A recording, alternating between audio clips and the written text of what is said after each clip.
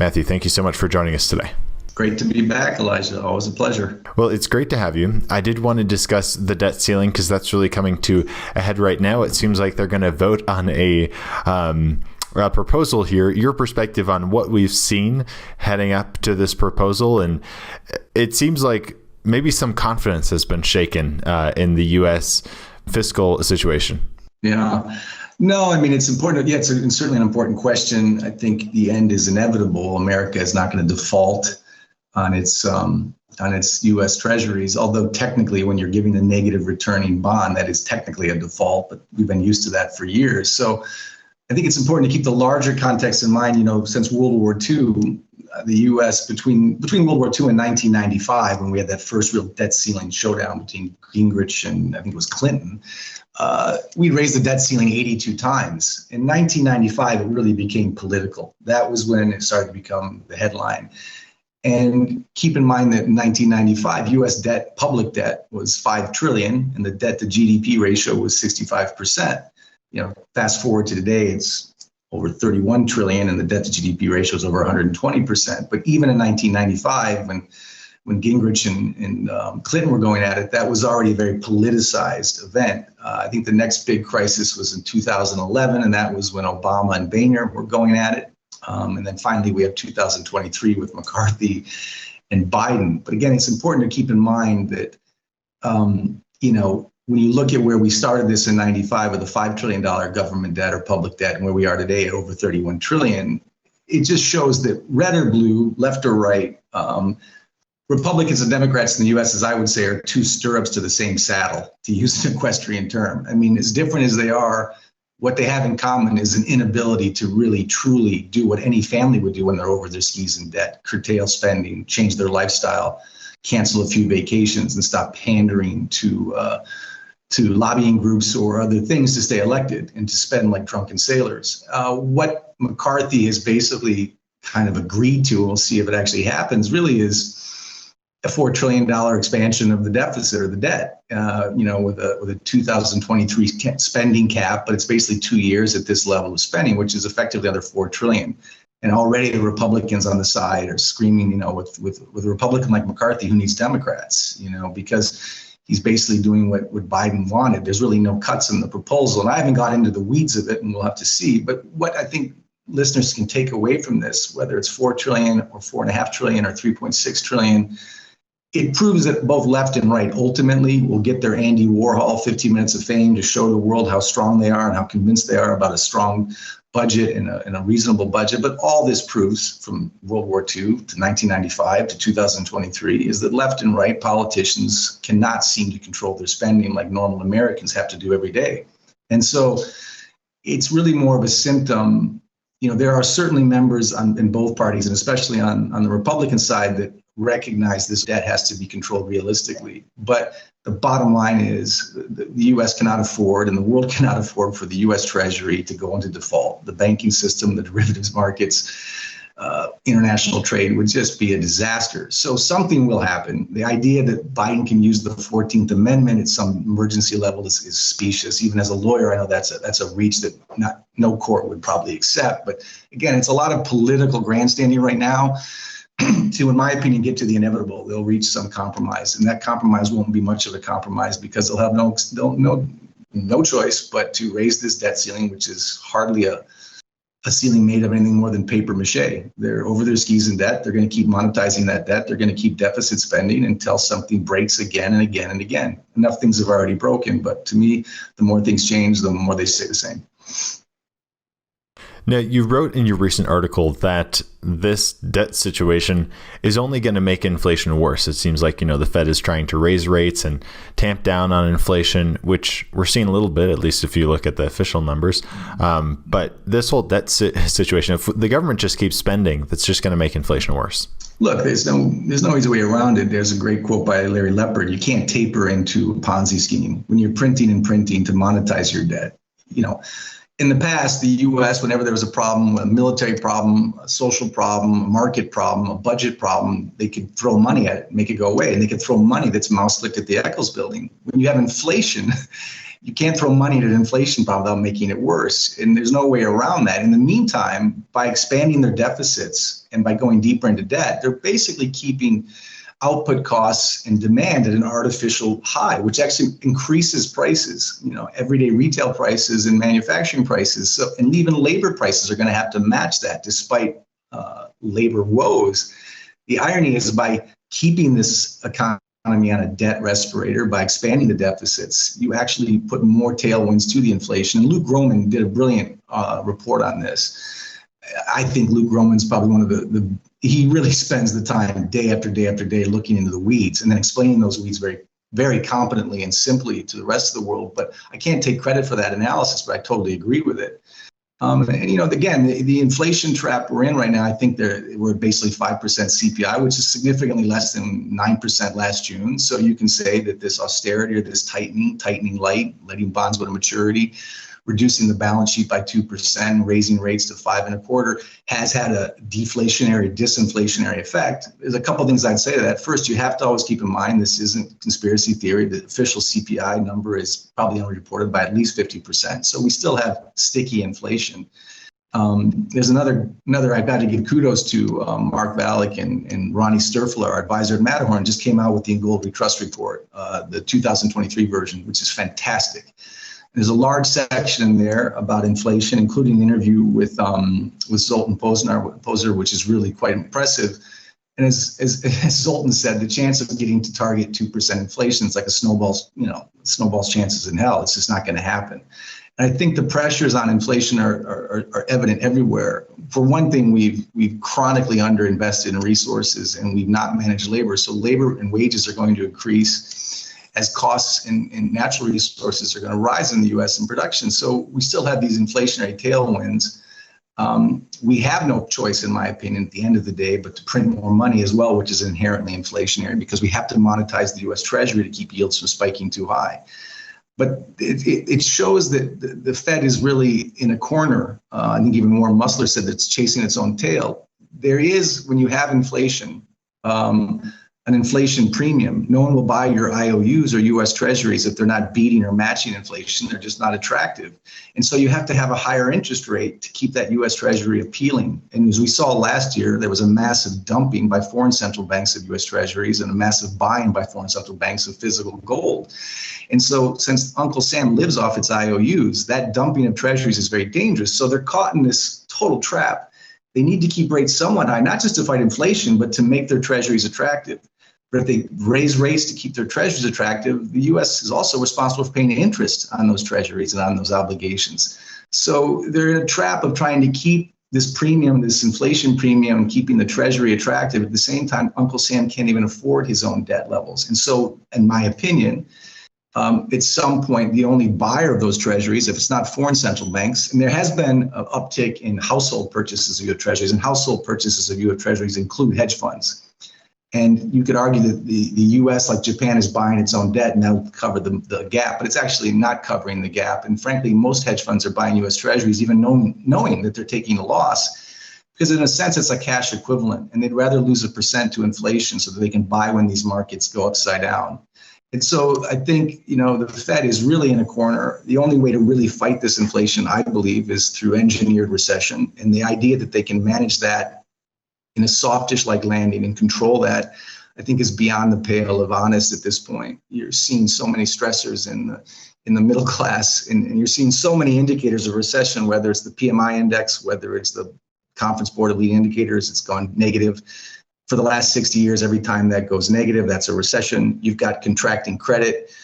You've got contracting M2 money supply. You've got an inverted yield curve. You've got a major spread between the yields in the 2-year and the 10-year. There are just neon flashing signs of a recession. The recession always clips the middle class the hardest. And so, in this effort to try and save the bond market, they're crushing the middle class. Of course, we know they're crushing regional banks. They're crushing treasury markets. They're crushing small businesses. And in another way, they're also leading to inflation in the real estate sector, because if you're a homeowner today and you have a current home and you sell it and then you buy a new home, you're going to have to buy it at a higher mortgage rate. So current homeowners aren't looking to sell right now. That means new house construction, the prices of new homes are gone up about $25,000 per home across the median. So We're seeing price inflation in new homes. We're seeing current home buyers sticking to their homes. And so it's an absolute conundrum. It's an absolute mess. The Fed really is cornered, and to monetize and save their bond markets, their precious IOUs, and to quote unquote fight inflation, they're raising rates. We can't even afford our own rate hikes. And we're actually in a lot of ways stimulating further inflation. And the idea that, well, we're at 5% CPI, something must be working. I don't think it's working if you're breaking so many things. People keep saying, when's the recession? Again, I'd say it's already here. There's manifold evidence of it, but it's only just beginning. More and more things are going to break. The next thing will probably be the labor market. People keep asking, when's it going to get bad? It's already so bad by so many indicators. I mean, regional banks fail. When you have to bail out depositors and let the banks fail, that becomes very expensive. And again, when credit markets fail, when stock and bond markets see their worst return last year since 1871, what more do you need? What we'll see at some point is a major crash, like we saw in March of 2020, or of course in 2008 in the fall.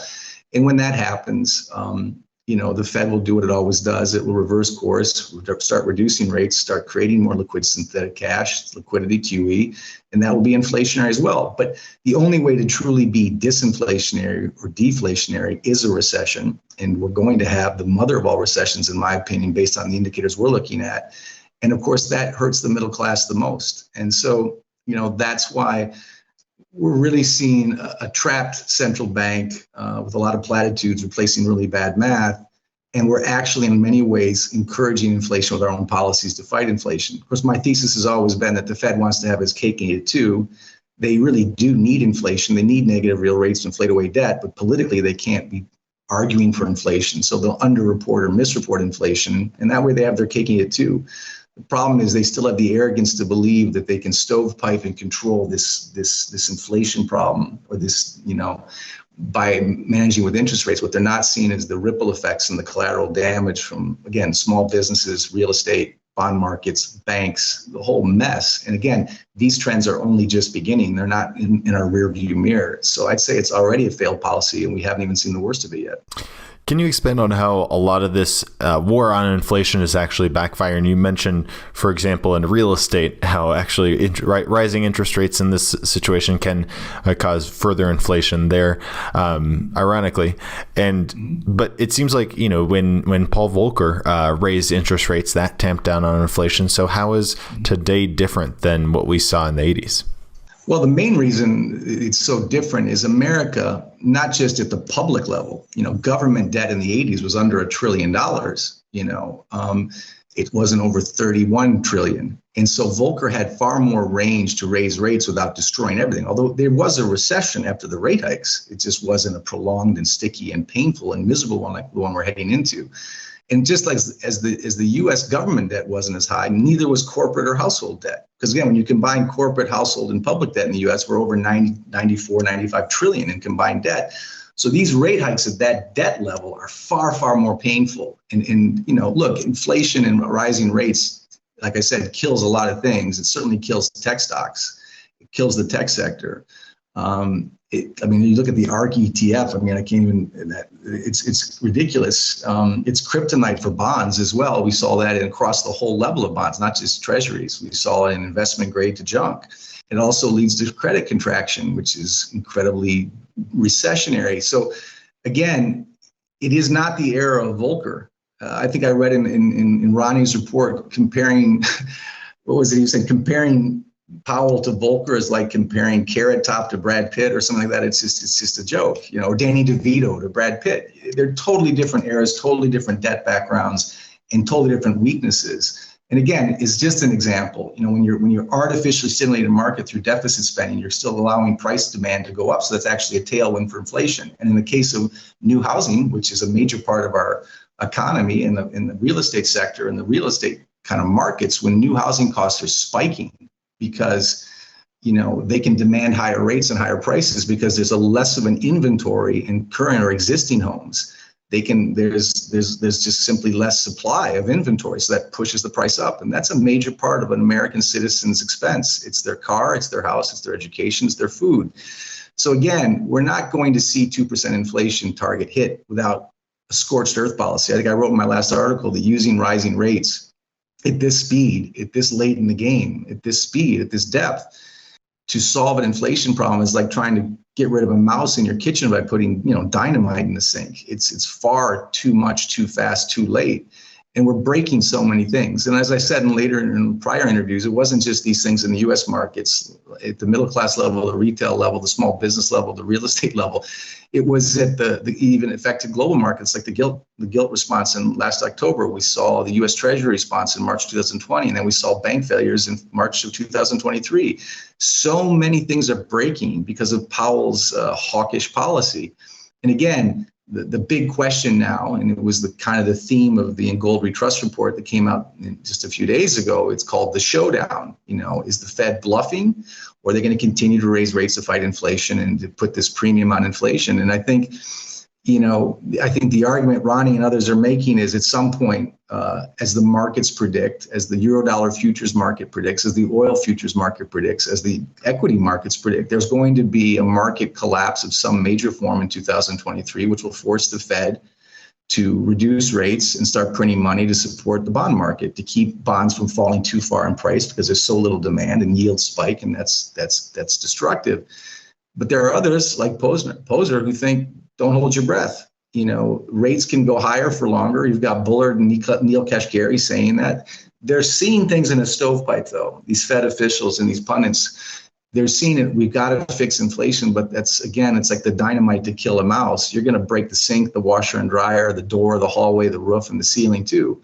And so there really is no easy way out of this. There is no soft landing, and there is no miracle solution. It's not the end of the U.S. economy. It's not the end of the U.S. government. It's not even the end of the U.S. dollar. It's just a period of really dark, hardcore recessionary pain, followed by, in my opinion, an ever-increasing geopolitical switch away from the U.S. dollar as a trade settlement currency, and a changing bipolar, multi-block economic system and currency system, all of which eventually affect gold. But this inflation problem has reared its head, and there's no easy solution. The most obvious is a recession. That recession will be followed by more mouse click money and hyperinflation or extreme inflation. So you'll see inflation and deflation cycles, in my opinion. Right now, we're still in a very sticky inflation cycle. If Powell really wants to kill inflation, he'll kill just about everything and everyone with it, and then he'll claim Roma Victoria over the rubble of a very, very deflated, recessionary/depressionary U.S. economy and market. And how will that affect the middle class and small business? Because it seems like there are some ways in which there's been a lot of centralization and merging of some companies. I mean, one example is obviously First Republic Bank, got taken over by JP Morgan there. So it seems like we're seeing greater and greater centralization, which at the end is not good for the average person. Well, I'll call and raise you. I mean, look at UBS and Credit Suisse and the Swiss National Bank effectively forcing a merger and basically screwing the bondholders in favor of the shareholders. They basically broke their own rules. So there's just more consolidation. I mean, how rising rates and how inflation affects the middle class more than others is, I think, palpable. First of all, as the Small Business Administration just came out with a report, I mean, loans that the banks give each other in the repo markets, or loans at the too big to fail banks, or the interest on excess reserves that they get from the Fed, are far more lucrative to the big boys than they are to the middle class little boys, or the medium sized boys. I mean, an average loan for a small business is now in the double digit range. And so that is clearly going to be painful. They're going to have to either cut costs or cut labor, because they can't get the same extend and pretend loans that they used to get 5 years ago, 4 years ago, or even 3 years ago. So debt is essential to small businesses as much as it is to S&P companies. And even S&P companies used to use cheap debt to buy back their own shares, or to roll over tomorrow's debt, pay for the next day's loan, or today's loan to pay for yesterday's debt. That debt rollover policy, that extend and pretend policy, and that share buyback policy, which is a major tailwind for the big boys, has been curtailed. But for the small businesses, which is the backbone of what used to be the American middle class and what used to be the strength of the American economy, which is now being eaten alive by the Amazons and the Walmarts of the world, those small businesses are struggling because they can't afford higher costs of debt, higher costs of money. And you're going to see more layoffs. It's just beginning. When big tech companies fail because of inflation and rising rates, those are people who usually have a lot more money to live off of before they start going to the unemployment lines or working at Starbucks. They just won't do it. But the smaller businesses and the smaller employers of local employees are going to feel the pinch of this inflation and this higher debt cost more than others. But again, this is just another example of how the Fed and the powers that be have rigged to fail this system so much in favor of the top 10%. Again, the top 10% has gotten more than 90% of all the benefit of the S&P rise since the QE1, QE2, QE3, since this so-called Fed stimulus. The major beneficiaries of that have been the top 10%, the upper middle class or the ultra rich, whereas the middle class has been eclipsed.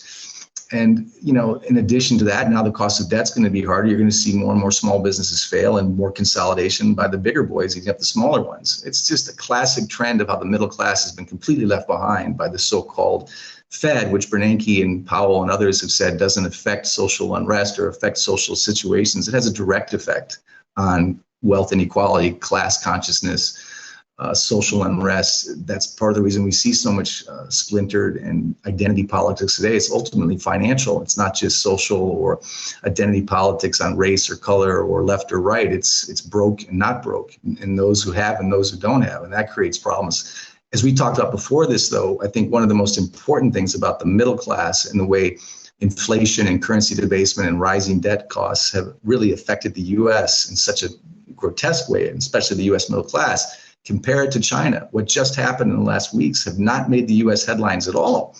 And in the People's Bank of China, just as they did this once again in 2010 or 2011, they did it again recently.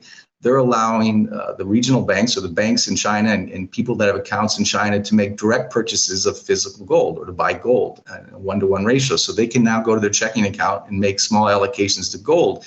That's not a gold bug apology or a gold bug discussion, although that certainly will increase the demand for gold. But what it really says politically is two things. First, it says the Chinese are seeing longer term with the US dollar and currencies in general are going to have less punch. They're trying to build a moat and protect their much larger middle class. They're making policies to protect that growing industrializing middle class in China at the very same time that the US policies are kneecapping the middle class. So politically and optically, you're seeing a Chinese government that's actually trying to preserve the purchasing power of their citizens' currencies while we debase and inflate away ours. In the meantime, the other thing that message is sending from China is that, look, longer term, if China is allowing people to buy gold, imagine if you go to Citibank or Wells Fargo and buy gold. It won't be allowed. America's afraid of gold. It's an existential threat to the US dollar. But here's a country and here's a central bank that is trying to support its middle class, where our central bank is doing the exact opposite. Our solution is more QE at some point and more central bank digital currency and more platitudes, but no real protection for our currency. So I think it's an interesting development. It's beyond just the gold conversation. It's about one country playing 10 years down the road as opposed to 10 minutes down the road to stay elected. The Chinese are actually worried about the purchasing power of currency, and they're encouraging the classic asset, gold, to protect and ensure that purchasing power. And of course, that's not making the headlines in the US at all. It's just another example of the Chinese being 8 steps ahead of us. It's crazy. It's not making the headlines. And one other thing that isn't making the headlines, if you look at purchasing power parity, the BRICS nations have actually eclipsed, if you look at, the combined GDP of the BRICS nations and the G7, the BRICS nations have higher GDP as a percentage of global GDP and with respect to purchasing power parity. So it's not like this is a small deal. There are, these 5 nations and their alliance is growing. Other nations are wanting to join the BRICS nations, and these countries with very, very large growing economies are moving away from the US dollar. They're developing a new reserve currency. So can you expand on the importance of this? Yeah, it's absolutely important. And this was, again, something that came out in the Goldberg Trust Report, some of that data. It's fascinating. People say this de-dollarization kind of clickbait theme, this fear of the end of the dollar is the world reserve currency. But it is actually, you don't need to go clickbait. You don't need to scream the end of the dollar or the end of the world reserve currency to still be very serious, because the facts as they are, the sober facts are very sensational in and of themselves. I mean, the world reserve currency status of the dollar is not going anywhere. The Chinese bond market and rule of law is not going to allow the world to switch suddenly to the renminbi and the Chinese yuan. It's not going to happen. But what is happening, it's been happening since we weaponized the dollar, and since we froze Russia's FX reserves, and since the rest of the world finally had the excuse to distrust this dollar after years of importing U.S. inflation. We're finally seeing the pretext to this multipolar, bipolar economic system that includes the BRICS in one camp, what's Christine Lagarde called competing camps. But Pozar is correct. You're seeing one block, which is Eurasia, the Belt Road Initiative, which is obviously China, Asia, the Middle East, Africa, and parts of Europe, which are going more towards the renminbi and the Chinese yuan and gold. Well, the West, the G7, is sticking with the dollar and probably central bank digital currency. Which would you pick? You know, a gold-backed or gold currency that Glassiev and Babok are building right now in secret. We're going to see that in the next year or so. We're going to see a more gold-backed trading system in the East. And in the West, we're going to have debased fiat currencies and maybe centralized digital currencies. Which is playing the long game? Which is playing the short game? And people say, yeah, but again, the dollar is still the world reserve currency. The G7 is super strong. But as that graph that you indicated makes clear, as a percentage of GDP, the BRICS, they matter. Those BRICS economies do matter. Their natural resources do matter, and their trading policies and their trading settlement currencies do matter, because the West has been living off the past, and its world reserve currency sits with the dollar and its partners with the dollar. But meanwhile, slowly but surely, and again, it's not overnight, there's 41 countries looking for bilateral trade settlements outside the US dollar, and these are BRICS plus countries. And that's not a small thing. Again, it doesn't mean the end of the US dollar. It doesn't mean the end of the world reserve currency. It means less demand for the US dollar, less trust in the US dollar, and less use of the US dollar as a trade settlement currency. And again, when you add the BRICS plus nations and you time that in with everything else that's happening with gold purchases by central banks out east, central banks, last year, 2022, saw a 150% increase in central bank purchasing of gold. I mean, there's been net increases since 2010 by central banks, but you saw a massive dumping of US treasuries and a massive purchasing of physical gold by central banks, mostly Eastern central banks. And why are they doing that? Again, it's not sensational. It's not conspiracy theory. The world is seeing, and they're prepping for a world not where the dollar disappears, but where the dollar is less important, less needed, and less valuable. And when it's less in demand, it'll be less powerful as well. So we'll see gradually, and there'll be peaks and valleys in the interim, in the DXY, et cetera. But the dollar is losing its status. It'll eventually lose its inherent purchasing power even more, not because the BRICS are going to be the reserve currency or the BRICS bank will replace the dollar, or because the yuan or the ruble is going to replace the dollar, but because we're going into these competing blocks. And the West is terrified of this, and they're not talking about it. But it's happening right now in real time. And again, it's not the end of the world reserve currency. It's just a whole new normal in which the US dollar is no longer the prettiest girl to dance, or the girl you're forced to dance with because her father's there with a gun to your head. So these things are changing. And that comment you made about BRICS GDP, it's no laughing matter. And we kind of look down at the BRICS, but I look at, we look down at the BRICS, look down at Latin America or Central America, other parts of the world as banana republics. But if you look at the US balance sheet, its debt to GDP ratio and its unfunded liabilities, I'm sorry, but the US is a banana republic balance sheet. And that is our own fault, and the fault of our leadership and our centralized control. It's not sensational. It's just the sad, like all empires, slowly fade out. And I was talking with Alistair MacLeod about this in Frankfurt a couple of weeks ago. He came from an empire that was England. His father raised him in Kenya when they had the colonies in Africa. And look what he's seen in his lifetime. And I just see it. And I walk through Spain, London, Frankfurt, France, Switzerland, even parts of Greece.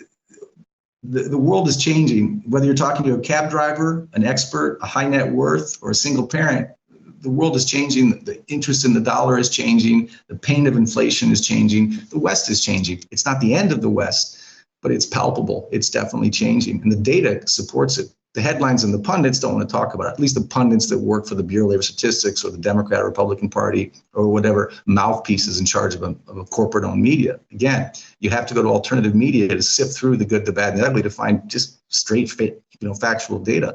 And I think this in Gold Trust report is replete with incredibly good data, like that graph on the BRICS. No, definitely. I know we've had René Stoiferle on the show before. Very good report there. I'll put a link in the description of this video here to it, as well as your articles.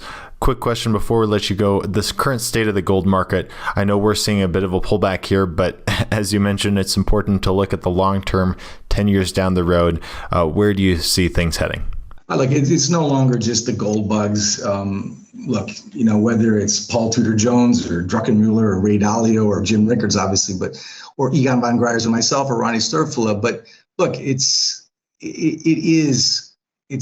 becoming slowly more seen as a reserve asset, as real money. And again, we've been arguing this for years because we look as investors, not traders. You can look at the technicals. You've got a cup and handle formation between 2011, 2020 with the cup, and now the handle between 2020, 2023.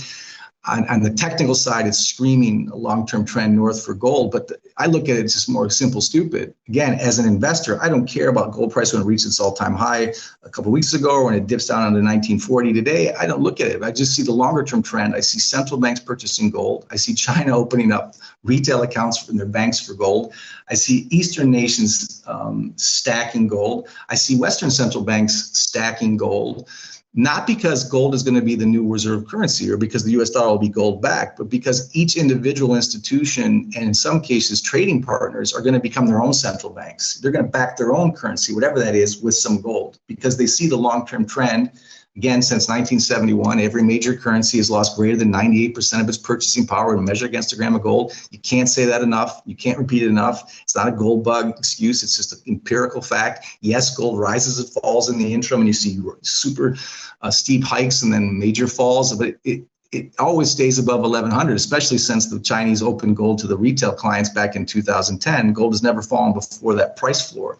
So gold can still be volatile. The trend is clearly up into the north. For gold to even have a 2x move, which we've seen in Bitcoin every other day, for gold to even have a 2x move, given that it's 5% of all kind of assets owned by investors, the price moves are going to be amazing. And again, as Rick Rule said about silver, and I'll quote him again, precious metals reward infrequently but extravagantly when you're looking at purely in price appreciation. But I don't measure, and as Egon says so many times, whether we measure it in euros, yuan, peso, kroner, Swiss francs, or dollars, or it's irrelevant because I'm measuring it in terms of kilos and grams and ounces because those currencies are just getting weaker. Gold is a constant. It just sits there and stares at you and you pay a fee for it. So it insures you against dying currencies. And I would love to see, and I know the milkshake theory talks about the dollar has this demand for the euro dollar and demand through derivatives market and demand for the US treasuries as collateral for derivatives. The dollar's not disappearing and it can still get stronger. But the US can't afford too strong a dollar because then its treasuries become unloved and dumped. And it doesn't even want too strong a US dollar. But at the end of the day, it's a fiat currency. And history confirms that all fiat currencies face the same fate. And this isn't 100 years from now. This is now.